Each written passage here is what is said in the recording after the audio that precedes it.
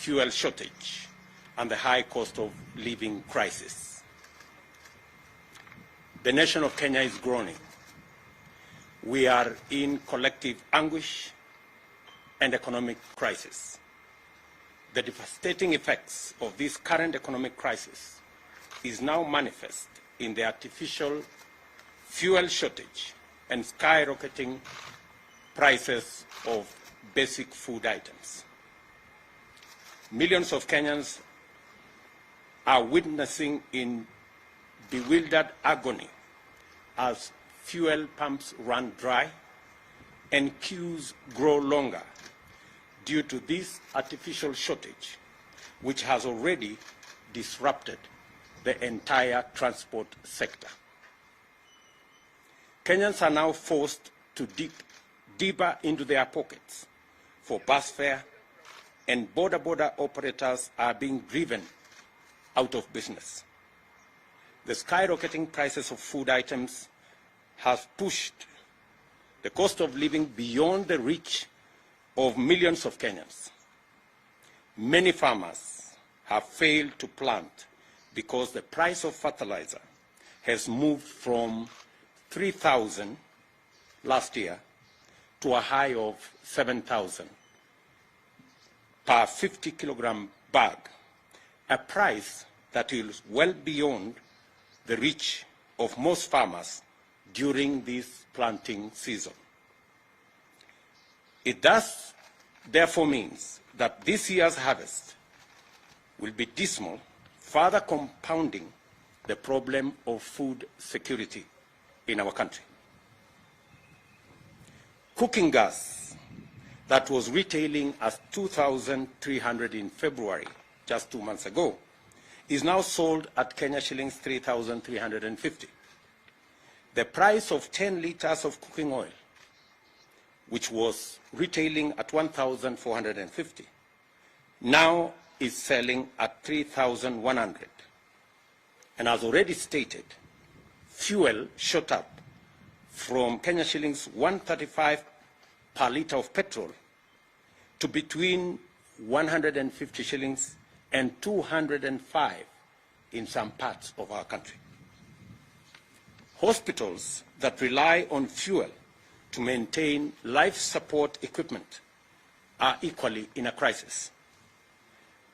The government of Kenya knows that millions of households cannot cope with these prices. The largest casualties, naturally, of this crisis is the vulnerable in our society.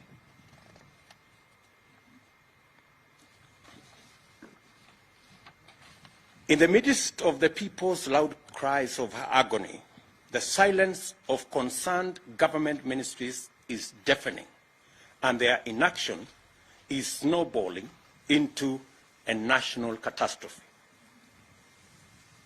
Kenyans are calling on the National Treasury and the Ministries of Energy, Petroleum and Agriculture to address, among other issues, the following. Noting that there exists a consumer protection mechanism to cushion Kenyans from adverse fluctuation in fuel prices, this mechanism is financed by the taxpayer at the pump through the Fuel Levy Fund. We ask, where is the 39 billion shillings Petroleum Development Levy Fund meant for the fuel subsidy program as this crisis deepens? The Auditor General has already raised questions on the irregular and illegal diversion of these consumer protection funds to state agencies and unnamed private entities. She has also decried abuse on the petroleum import system in favor of some preferred and politically connected oil marketers deliberately depriving Kenyans of the subsidy mechanism. Can the Treasury also confirm or deny that the diversion of funds has been used in debt servicing and infrastructure development without the approval of the National Assembly?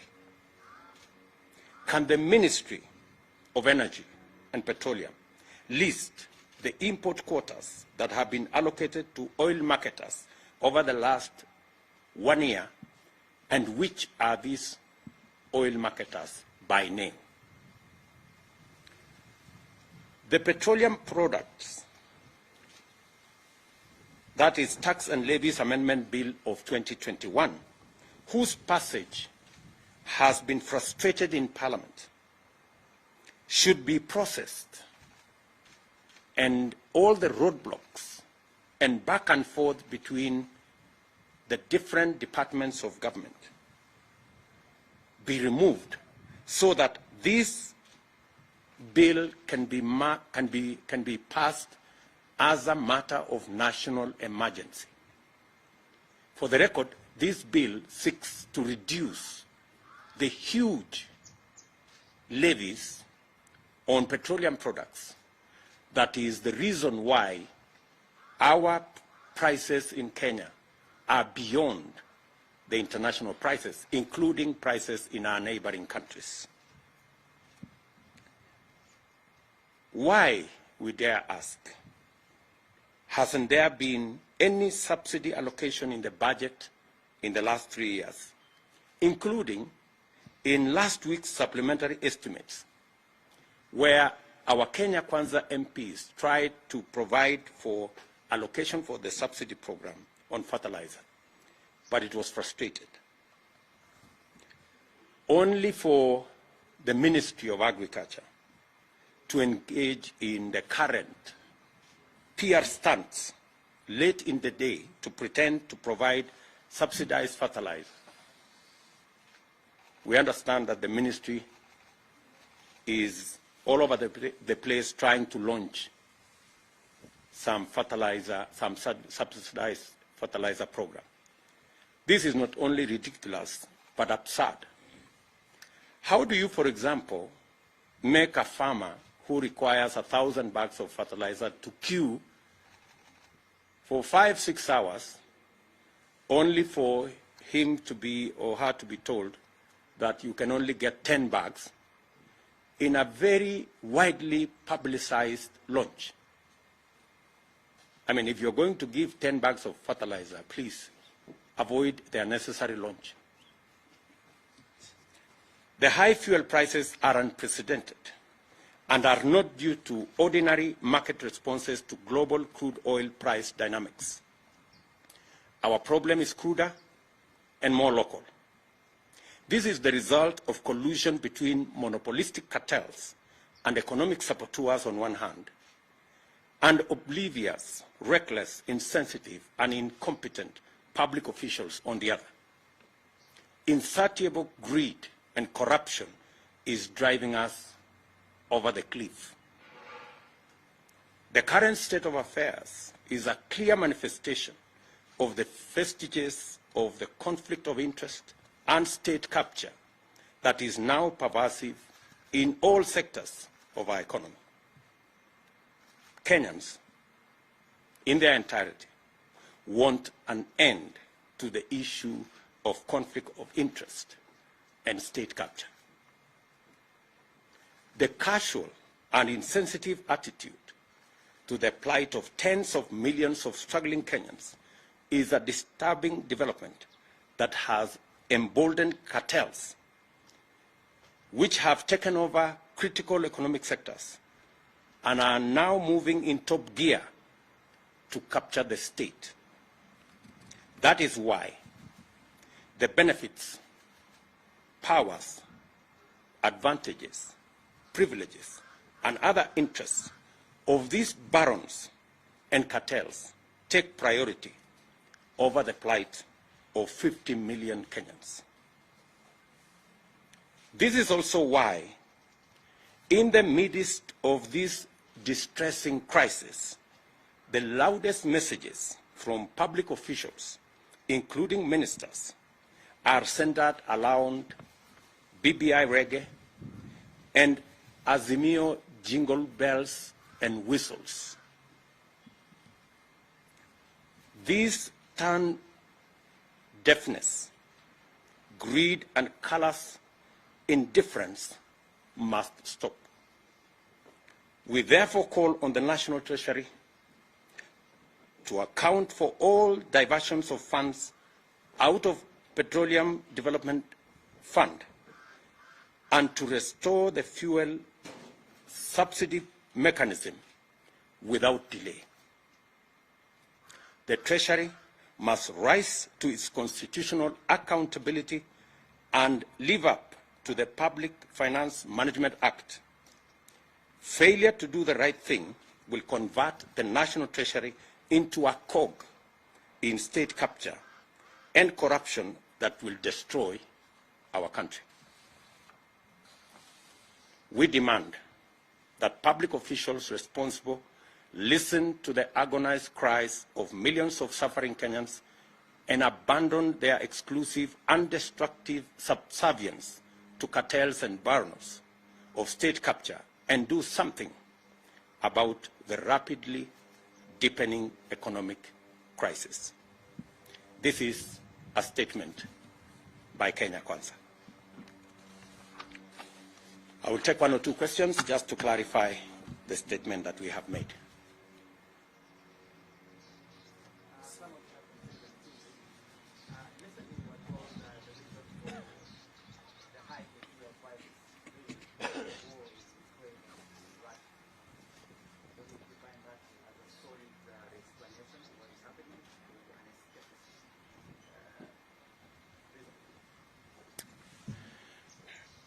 The people telling us about Ukraine and Russia are also telling us that there is no shortage of fuel. They are also trying to blame oil marketers. So they are even conflicted in the reasons why we have an artificial crisis in the country. From their own statement, they are not sure of what to say. Is it because of the war in Ukraine, or is it because of the crisis with our oil marketers? Which is which? And that goes to tell you that this crisis is orchestrated, and it is as a result of the cartels and barons who have taken over, using conflict of interest and state capture in our economy. I mean, a straight answer would be, how come that fuel in Uganda is cheaper than fuel in Kenya? So, and yet the fuel being sold in Uganda goes through Kenya. That tells you that that kind of explanation is escapist and has no basis whatsoever. We should address ourselves to the crisis that is there in the country and the monopolies that have taken our fuel and economic sector captive. Yes, my friend.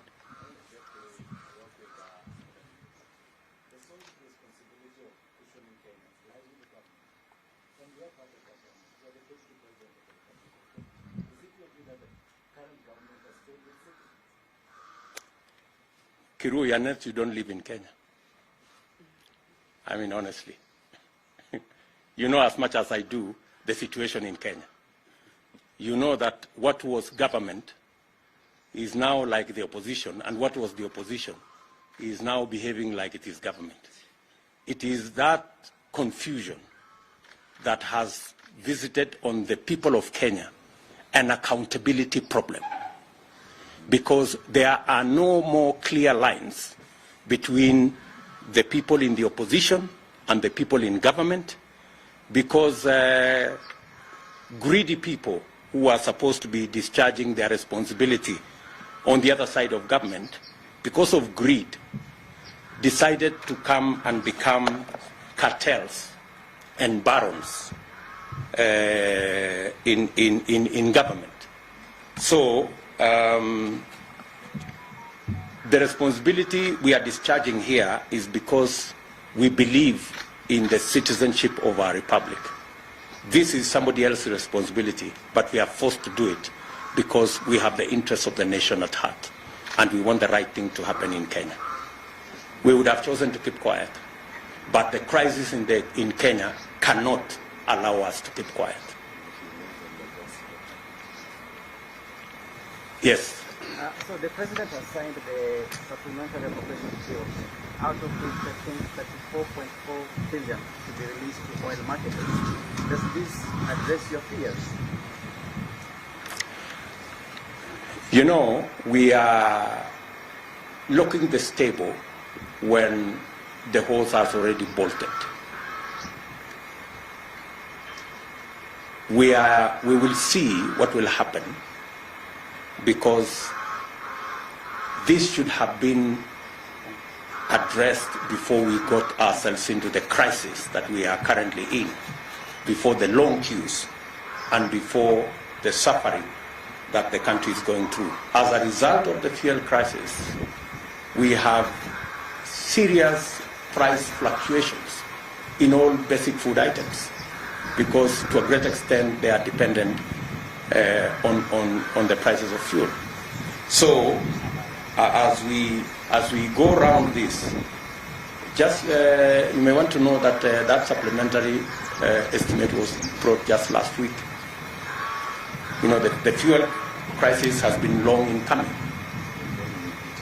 and you actually don't need the supplementary estimate to be able to deal with this. There was already money in the Petroleum Development Fund. Where did that money go? As I have told you, the Auditor General has raised queries of the diversion of that money into illegally and unconstitutionally and irregularly into areas that shouldn't have been the function of money meant for fuel subsidy. So the question still begs, what happened to the Petroleum Development Levy Fund? Why was the money diverted in the first place? Why was it diverted to state agencies? Why was it diverted to private entities? By the time the Auditor General is raising questions, it tells you there are millions of questions on matters to do with conflict of interest, corruption, and possibly what we have always said, state capture. Are we done? Good. Thank you very much.